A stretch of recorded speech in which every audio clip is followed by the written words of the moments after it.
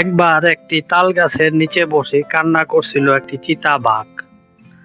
আর গাছের উপর বসেছিল একটি সাদা বক। বকটি বাঘের কান্না দেখে নিচে নেমে এলো। বকটি বাঘকে বলল, মামা তোমার কি হয়েছে, এখানে বসে কান্না করছো কেন? বাঘটি বলল, আমার গলায় একটি বড় কাঁটা বিঁধেছে, তোমার লম্বা ঠোঁটটি দিয়ে আমার কাঁটা বের করে দাও। তখন বকটি বলল, মামা তুমি হা করো, আমি তোমার কাঁটা বের করে দিচ্ছি। তখন বকটি তার লম্বা ঠোঁট দিয়ে বাঘের গলা থেকে কাঁটা বের করে আনলো। তখন বাঘটি হালুম ডাক ছেড়ে বলল, খুব বাঁচা বেঁচে গেছি, এখন আমি খুব ক্ষুধার্ত, এখন তোমাকে আমি খাবো। তখন বকটি বলল, আমি তো তোমার উপকার করেছি, কেন তুমি আমাকে খেতে চাও? তখন বাঘটি উঠে বলল, উপকারের গারলাত্তি, তাই আমি তোমাকে খাবো। অমনি বকটি উড়ে গিয়ে তাল গাছের মাথায় বসলো, আর একটি পাকা তাল বাঘের মাথায় এসে তপাস করে পড়ল।